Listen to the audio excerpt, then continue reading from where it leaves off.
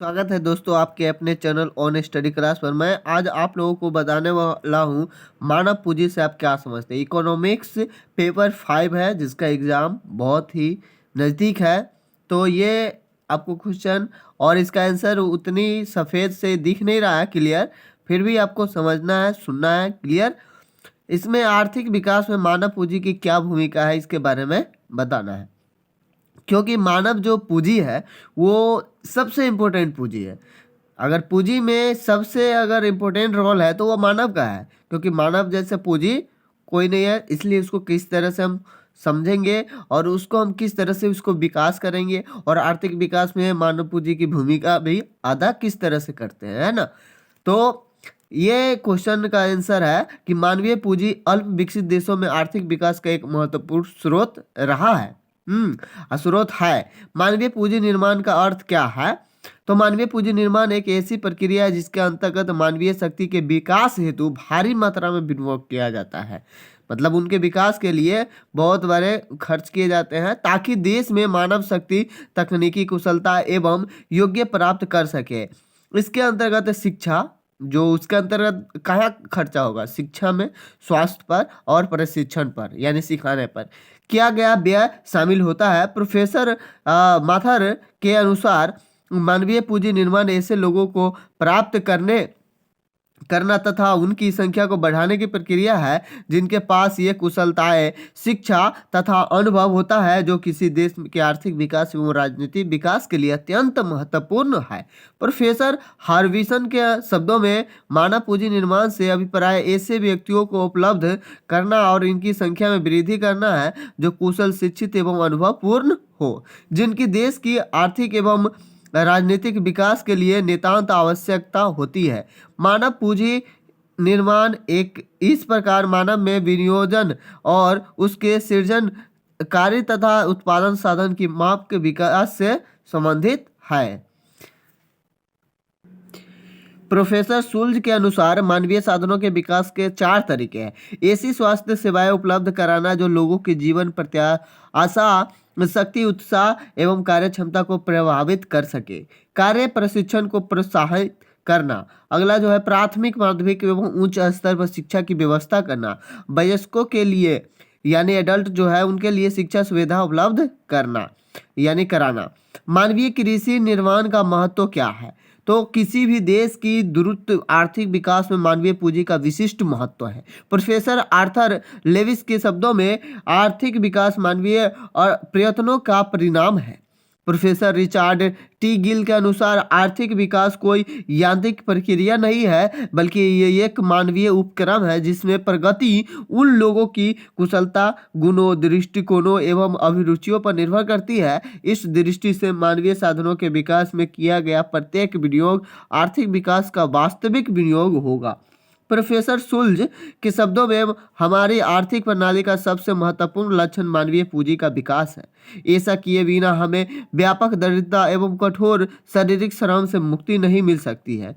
आर्थिक विकास की दृष्टि से मानवीय पूंजी भौतिक पूंजी की अपेक्षा अधिक महत्वपूर्ण है। इसका कारण यह है कि भौतिक पूंजी का निर्माण भी कौन करता है? मानवीय पूंजी का निर्माण पर ही आधारित है।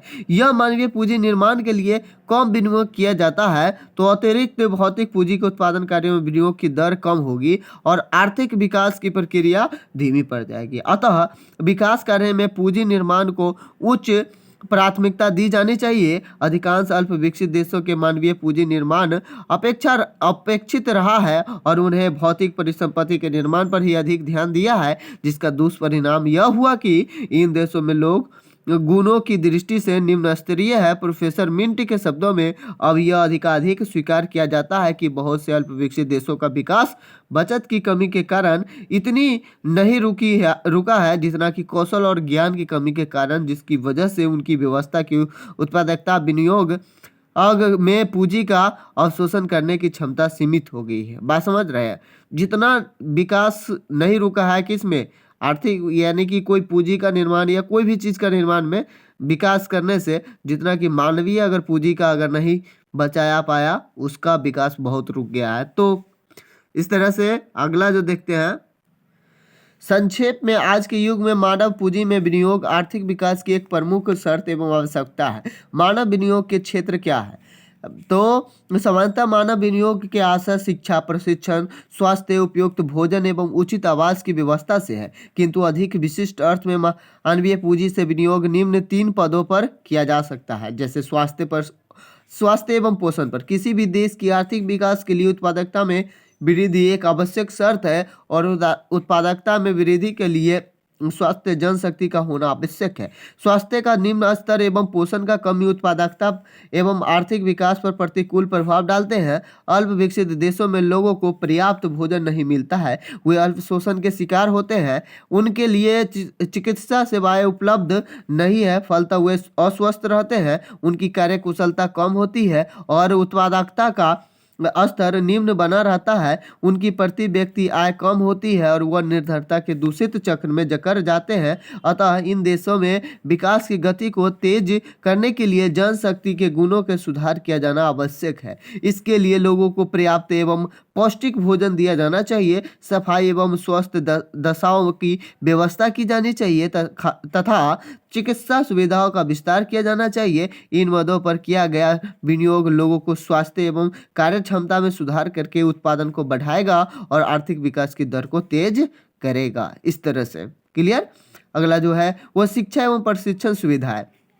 शिक्षा एवं प्रशिक्षण सेवाओं पर किया गया विनियोग मानव शक्ति की कार्यकुशलता को बढ़ाता है, जिससे आर्थिक विकास को प्रोत्साहन मिलता है। प्रोफेसर रिचर्ड टी गिल्स के अनुसार शब्दों में शिक्षा पर किया गया विनियोग आर्थिक विकास की दृष्टि से सर्वाधिक सार्थक विनियोग माना जाएगा। बिल्कुल ये करेक्ट है।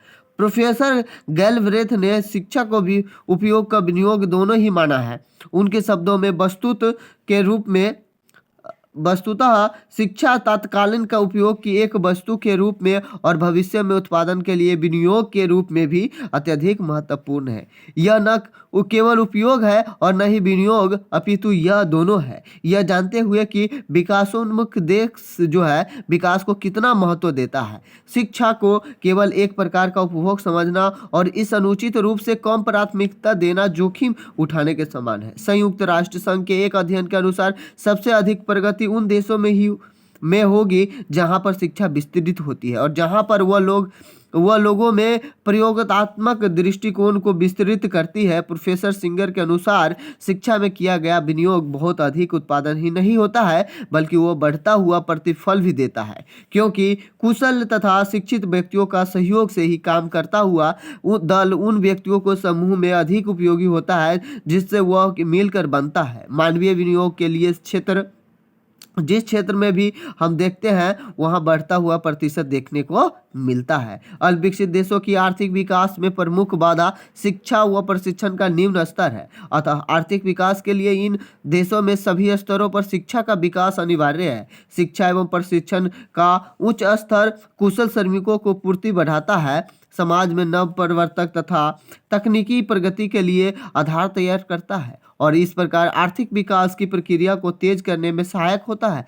प्रोफेसर सिंगर के अनुसार शिक्षा में किया गया विनियोग केवल उत्पादन ही नहीं बल्कि यह बढ़ता हुआ प्रतिफल भी देता है। शिक्षा संबंधी विनियोग मुख्यतः 3 क्षेत्रों में किए जा सकते हैं: कृषि विस्तार, सेवाओं की व्यवस्था करने, औद्योगिक कुशल की उन्नत करने तथा प्रशासनिक एवं प्रबंधकीय क्षमता में वृद्धि करने हेतु। अगला जो पॉइंट है वह है आवास सुविधा है। आवास व्यवस्था मानवीय स्वास्थ्य एवं कार्यकुशलता को प्रभावित करने वाला एक महत्वपूर्ण घटक है। गंदी बस्तियां, बिना हवा एवं रोशनी के छप्पर युक्त झोपड़ियां, सीलन एवं गंदगी में भरी गलियां लोगों के स्वास्थ्य को सने सने छीन करती है, जिनका उनकी उत्पादन एवं देश की आर्थिक विकास पर प्रतिकूल प्रभाव पड़ता है। अतः इन गंदी वस्तुओं को स्वास्थ्य, हवादार एवं स्वच्छ बनाया जाना चाहिए। मकान निर्माण योजनाओं को व्यापक स्तर पर चालू किया जाना चाहिए और कार्य हेतु निजी क्षेत्रों को प्रोत्साहित किया जाना चाहिए। अच्छी आवास व्यवस्था श्रमिकों की कार्य क्षमता को बढ़ाएगी, उनके उत्पादकता स्तर को ऊंचा करेगी और आर्थिक विकास की दर को तीव्र करेगी। मानवीय पूंजी में विनियोग की सीमाएं क्या हो सकती है? आज अल्प विकसित देशों में मानवीय पूंजी निर्माण की महत्ता निर्विवाद है। इसके बावजूद इन देशों में मानवीय विनियोग की अपनी कुछ सीमाएं हैं, जिसके कारण इन देशों की मानवीय पूंजी का निर्माण वांछित दर से नहीं हो पाता है। ये सीमाएं निम्नलिखित है। विदेशी तकनीकी सहायता के बिना अल्प विकसित देशों में कौशल से निर्माण संभव नहीं है। विदेशी तकनीक सहायता के आयात के लिए विदेशी विनिमय कोषों की आवश्यकता होती है और अल्प विकसित देशों में विदेशी विनिमय का अभाव पाया जाता है। अगला जो है वह अधिकांश अल्प विकसित अर्थव्यवस्था कृषि प्रधान होती है और वह कृषि के अंतर्गत नवप्रवर्तक एवं कौशल निर्माण की संभावना अत्यधिक कम होती है। इन देशों का संस्थानिक ढांचा तकनीकी परिवर्तन के अनुकूल नहीं होता है। ज्ञान व कौशल के प्रति सामान्य उदासीन होता है। अल्प विकसित देशों में वित्तीय साधनों का अभाव होता है। कौशल निर्माण मानवीय साधनों का विकास की दर दीर्घकालीन प्रक्रिया है, जिसके लिए पर्याप्त एवं लगातार विनियोग और सीमित धैर्य एवं सतर्कता की आवश्यकता है। इस तरह से ये प्रॉब्लम है जो अल्प विकसित देश के साथ है। तो मानवीय में पूंजी विनियोग की सीमाएं देख लिए। तो इस तरह से आप लोगों को ध्यान में रखना है कि मानव जो पूंजी है किस तरह से पूंजी में या आर्थिक विकास में महत्वपूर्ण योगदान देता है। तो आप लोगों इस बात को जरूर एक बार दो बार सुनेंगे, पढ़ेंगे। आप लोगों से यही आशा करेंगे कि ये जो पेपर है आपका लास्ट पेपर 3rd चल रहा है पार्ट 3 का, तो इसलिए इस पे थोड़ा सा ध्यान ज़्यादा देना है। फिर मिलते हैं नेक्स्ट वीडियो में। Thank you for watching.